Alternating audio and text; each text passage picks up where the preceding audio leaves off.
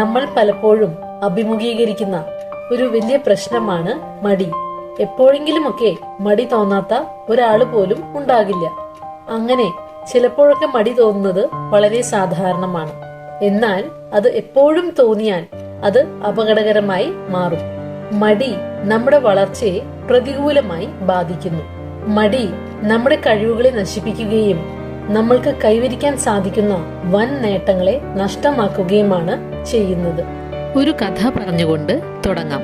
ഒരിക്കൽ ഒരു ബുദ്ധിസ്റ്റ് സന്യാസിയും അദ്ദേഹത്തിന്റെ ശിഷ്യനും ഒരു ഗ്രാമത്തിലൂടെ യാത്ര ചെയ്യുകയായിരുന്നു. അവർക്ക് വളരെയധികം വിശന്നു. അവർ അടുത്തുള്ള ഒരു വീട്ടിൽ കയറി വാതിലിൽ മുട്ടി വിളിച്ചു. പഴയ ജീർണിച്ച വസ്ത്രങ്ങൾ ധരിച്ച ഒരു വ്യക്തി വാതിൽ തുറന്നു.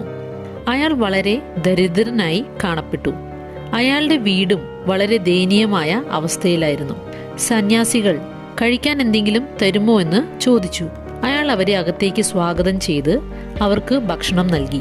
ഭക്ഷണത്തിന് ശേഷം സന്യാസി പുറത്തിറങ്ങി ചുറ്റും കണ്ണോടിച്ചു. ചുറ്റുമുള്ള മണ്ണ് വളരെ വളക്കൂറുള്ളതായിരുന്നു. എന്നാൽ അവിടെ ഉണ്ടായിരുന്ന വിളകൾ അവഗണിക്കപ്പെട്ട നിലയിലായിരുന്നു. സന്യാസി അയാളോട് താങ്കൾ എങ്ങനെയാണ് വീട്ടുചിലവുകളെല്ലാം നടത്തുന്നതെന്ന് ചോദിച്ചു. തനിക്കൊരു പശു ഉണ്ടെന്നും അത് ധാരാളം പാല് തരുമെന്നും അത് വിറ്റ് കിട്ടുന്ന പണം കൊണ്ടാണ് അവർ ജീവിതം നയിക്കുന്നതെന്നും അയാൾ പറഞ്ഞു. സമയം ഇരുട്ടി തുടങ്ങിയിരുന്നു.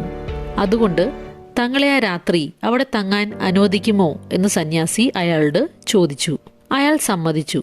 അങ്ങനെ അവർ അവിടെ താമസിച്ചു. എന്നാൽ രാത്രിയായപ്പോൾ സന്യാസി തന്റെ ശിഷ്യനെ ഉണർത്തി പറഞ്ഞു, നമുക്കിപ്പോൾ തന്നെ ഇവിടെ നിന്ന് പോകാം. പോകുമ്പോൾ ഈ പശുവിനെയും കൂടെ കൊണ്ടുപോകാം. ഗുരു പറഞ്ഞത് ശിഷ്യന് ഒട്ടും ഇഷ്ടമായില്ല. ഈ വീട്ടുടമസ്ഥൻ തങ്ങളോട് എത്ര കരുണയോടെയാണ് പെരുമാറിയത്. അതുകൂടാതെ ഈ പശുവാണ് അയാളുടെ ആകെയുള്ള വരുമാന മാർഗം. പക്ഷേ ശിഷ്യൻ ഗുരുവിനെ അനുസരിച്ചു. അങ്ങനെ അവർ പശുവിനെയും കൂട്ടി ഒന്നും പറയാതെ അവിടെ നിന്നും പോയി. ഈ സംഭവത്തിനു ശേഷം കുറെ വർഷങ്ങൾ കടന്നുപോയി.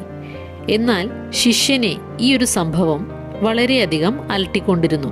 ഒരു ദിവസം അദ്ദേഹം അയാളെ പോയി കാണാൻ തന്നെ തീരുമാനിച്ചു. അങ്ങനെ സന്യാസി അയാളുടെ ഗ്രാമത്തിലേക്ക് തിരിച്ചുപോയി. എന്നാൽ അയാളുടെ വീടിനോടടുത്തപ്പോൾ അയാൾ അത്ഭുതപ്പെട്ടുപോയി. വീടിന് ചുറ്റുമുള്ള നിലം നിറയെ പഴങ്ങളുമായി നിൽക്കുന്ന വൃക്ഷങ്ങളായിരുന്നു. ഉടനെ സന്യാസി തന്റെ നേരെ വരുന്ന മനുഷ്യനെ കണ്ടു. അത് അയാളായിരുന്നു. തന്നെ മനസ്സിലായോ എന്നും വർഷങ്ങൾക്ക് മുൻപ് തന്റെ ഗുരുവിന്റെ കൂടെ അയാളുടെ വീട്ടിൽ തങ്ങിയ കഥയെല്ലാം സന്യാസി പറഞ്ഞു. അയാൾ സന്തോഷത്തോടെ അയാളെ വീട്ടിലേക്ക് ക്ഷണിച്ചു. ആ രാത്രി തന്റെ പശു കാണാതെ പോയ വിവരം അയാൾ പറഞ്ഞു. എന്ത് ചെയ്യണമെന്ന് അയാൾക്ക് അറിയില്ലായിരുന്നു. അങ്ങനെ അയാൾ അടുത്ത ദിവസം കാട്ടിൽ പോയി കുറെ മരമെല്ലാം വെട്ടിയെടുത്ത് പോയി വിറ്റു. ആ പണം ഉപയോഗിച്ച് അയാൾ കുറച്ച് വിത്തുകൾ വാങ്ങി തന്റെ മണ്ണിൽ വിതച്ചു. ആ വർഷത്തെ വിളവെടുപ്പ് വളരെ നല്ലതായിരുന്നു. അതിൽ നിന്നും കിട്ടിയ പണം ഉപയോഗിച്ച് അയാൾ അടുത്ത പ്രാവശ്യം കുറെ പഴവൃക്ഷങ്ങൾ നട്ടുപിടിപ്പിച്ചു. ഇപ്പോൾ അയാളുടെ ബിസിനസ് വളരെ നന്നായി പോകുന്നുവെന്നും ആ പ്രദേശത്തെ തന്നെ ഏറ്റവും വലിയ പഴക്കച്ചവടക്കാരൻ താനാണെന്നും അയാൾ പറഞ്ഞു. ചിലപ്പോഴൊക്കെ ഞാൻ ചിന്തിക്കും, എനിക്കെന്റെ പശു ആ രാത്രി നഷ്ടപ്പെട്ടില്ലായിരുന്നുവെങ്കിൽ ഇതൊന്നും സംഭവിക്കുമായിരുന്നില്ല എന്ന് അയാൾ പറഞ്ഞു. ഇത് താങ്കൾക്ക് പശു നഷ്ടപ്പെടുന്നതിനേക്കാൾ മുൻപും ചെയ്യാമായിരുന്നുവല്ലോ, സന്യാസി ചോദിച്ചു. തന്റെ ജീവിതം കഠിനാധ്വാനം കൂടാതെ എളുപ്പത്തിൽ പോവുകയായിരുന്നു. തനിക്ക് വിറ്റുകിട്ടിയിരുന്ന പാൽ തന്റെ ദിവസവുമുള്ള ജീവിത ചെലവിന് തികയുമായിരുന്നു. തനിക്കപ്പോൾ അറിവില്ലായിരുന്നു തനിക്ക് ഇത്രയധികം ചെയ്യാൻ സാധിക്കുമായിരുന്നുവെന്ന് അയാൾ മറുപടി പറഞ്ഞു. ഈ കഥ പോലെ തന്നെ പല കംഫർട്ട് സോണുകളിൽ പിടിച്ചു നിന്നുകൊണ്ട് ജീവിതത്തെ വലിയ കുഴപ്പമൊന്നുമില്ലാതെ മുന്നോട്ട് നീക്കുന്നവരാണ് നമ്മളിൽ പലരും. അല്പം കൂടി പ്രയത്നിച്ചാൽ കൈവരിക്കാവുന്ന മികച്ച ഒരു ജീവിത നിലവാരത്തെ, മികച്ച ഒരു വ്യക്തിയാകാനുള്ള സാധ്യതയെ നമ്മൾ വേണ്ടെന്ന് വെച്ച് ജീവിതത്തിൽ സുഖമായി മുന്നോട്ട് നീങ്ങുവാൻ പരിശ്രമിക്കുന്നവരാണ്. ഇതുതന്നെയാണ് ലേസിനെസ്, മടിയുടെ ആദ്യ കാരണമായി ഇവിടെ പറയാൻ ഉദ്ദേശിക്കുന്നത്.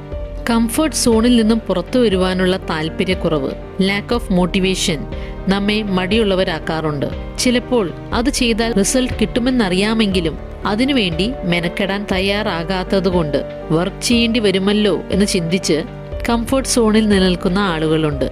എനിക്കതൊക്കെ മതി, എനിക്ക് അത്യാഗ്രഹമൊന്നുമില്ല എന്ന രീതിയിൽ കംഫർട്ടബിളായി കഴിയുന്ന ചിലർ.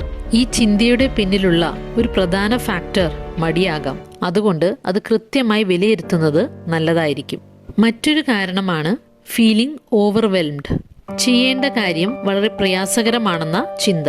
ഇത് കാര്യം ചെയ്യാതിരിക്കാനും ചെയ്യേണ്ട കാര്യത്തെ നീട്ടിവെക്കുവാനും പലപ്പോഴും കാരണമാകാറുണ്ട്. മറ്റൊരു കാരണമാണ് വേണ്ട റെസ്റ്റും ഉറക്കവും കിട്ടാത്ത അവസ്ഥ. ഇത് നമ്മെ ക്ഷീണിതരാക്കുകയും ചെയ്യേണ്ട പല കാര്യങ്ങളും ചെയ്യാതിരിക്കാൻ കാരണമാവുകയും ചെയ്യാറുണ്ട്. മറ്റൊന്നാണ് വർഷങ്ങളായി ഒരേ കാര്യങ്ങൾ തന്നെ ചെയ്തുകൊണ്ടിരിക്കുന്നതിൻ്റെ മടുപ്പ്. ഇത് നമ്മെ മെന്റലി ഫെറ്റീഗ്ഡ് ആക്കുകയും ഒരു ഊർജക്കുറവ് അനുഭവപ്പെടാൻ ഇടയാക്കുകയും ചെയ്യും. മടിയെ മറികടക്കാനുള്ള ചില ടിപ്സ് എന്തെല്ലാമെന്ന് ഇനി നോക്കാം. ഒന്നാമതായി, ജീവിക്കാൻ ഉത്തേജിപ്പിക്കുന്ന, മോട്ടിവേറ്റ് ചെയ്യുന്ന ഏതെങ്കിലും കാര്യങ്ങളിൽ ഏർപ്പെടുക എന്നത്. അതൊരു പക്ഷേ വളരെ ചെറിയ കാര്യമായിരിക്കാം. ഒരുപക്ഷെ ഇഷ്ടപ്പെടുന്ന കാര്യങ്ങളിൽ ദിവസവും അല്പസമയം ഏർപ്പെടുന്നതോ, പുതിയ കാര്യങ്ങൾ പഠിച്ചെടുക്കുന്നതോ, വലിയ ലക്ഷ്യങ്ങൾ കണ്ടെത്തി അതിലേക്ക് ചെറിയ ചുവടുകൾ വയ്ക്കുന്നതും മറ്റുമാകാം. ഇത് നമ്മളെ ജീവിതത്തിന്റെ വിരസത ഒരു പരിധി വരെയെങ്കിലും മാറ്റാൻ സഹായകരമായിരിക്കും. രണ്ടാമതായി, ഡിസ്ട്രാക്ഷൻസ് പരമാവധി കുറയ്ക്കുന്നത്. ചിലപ്പോഴൊക്കെ ജോലി ചെയ്യുന്നതിന് തടസ്സമാകുന്നത് നമ്മുടെ ചുറ്റുമുള്ള പല കാര്യങ്ങളുമാകാം. അത്തരത്തിലുള്ള ശ്രദ്ധ മാറ്റാൻ സാധ്യതയുള്ള കാര്യങ്ങളിൽ നിന്നും മാറിയിരുന്ന് ജോലി ചെയ്യാൻ ശ്രമിക്കുന്നത് നല്ലതാണ്. ഉദാഹരണമായി, മൊബൈൽ ഫോണാണ് ഇപ്പോൾ പലർക്കും ഒരു വലിയ ഡിസ്ട്രാക്ഷനായി മാറുന്നത്. അതുകൊണ്ട് ജോലി ചെയ്യുമ്പോൾ അത് മാറ്റിവെക്കുവാനോ അല്ലെങ്കിൽ ഒരു പ്രത്യേക സമയം വരെ ഞാൻ ഫോൺ ഉപയോഗിക്കുകയില്ല എന്ന ശക്തമായ തീരുമാനമെടുക്കുകയോ ചെയ്യാം. ബാറ്ററിയുടെ ചാർജ് തീർന്നു പോകുന്നത് പോലെ നമ്മുടെ ചുറ്റുമുള്ള ഡിസ്ട്രാക്ഷൻസ് നമ്മുടെ കോഗ്നിറ്റീവ് റിസോഴ്സസ് ഡ്രെയിൻ ഔട്ട് ആക്കുകയും ഇത് നമ്മെ ക്ഷീണിതരാക്കുകയും ജോലി ചെയ്യുന്നതിൽ നിന്നും മടുപ്പുളവാക്കുകയും ചെയ്യും. മൂന്നാമതായി, അക്കൗണ്ടബിലിറ്റി പാർട്ട്ണറിനെ സെറ്റ് ചെയ്യുന്നത്. നമ്മെ ആരും ശ്രദ്ധിക്കാതെ വരുമ്പോൾ മടി വരുവാൻ സാധ്യത കൂടുതലാണ്.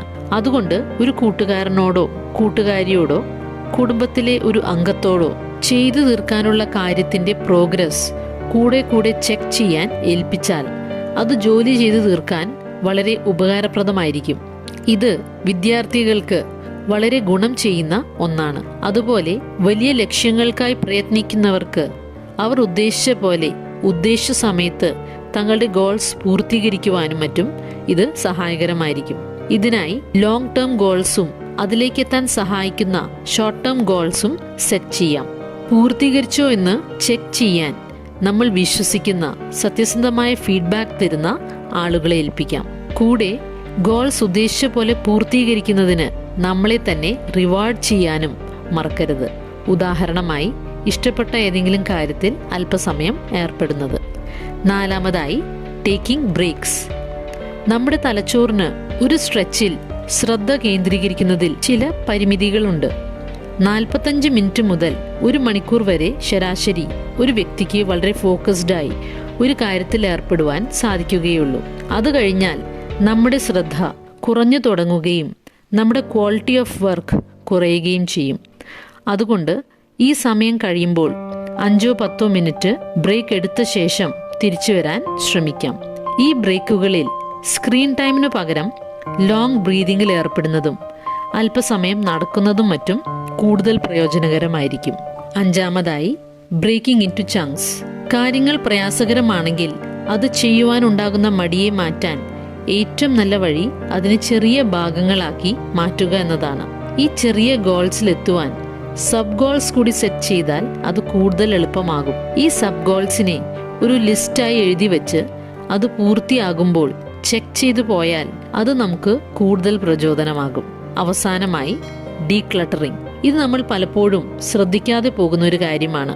നമ്മൾ വർക്ക് ചെയ്യുന്ന സ്ഥലത്ത് അതിനു ചുറ്റുമുള്ള പല സാധനങ്ങളും വാരി വലിച്ച് അടുക്കും ചിട്ടയുമില്ലാതെ കിടന്നാൽ അത് നമ്മുടെ മെന്റൽ എനർജിയെ ഡ്രെയിൻ ചെയ്യുന്ന ഒന്നാണ്.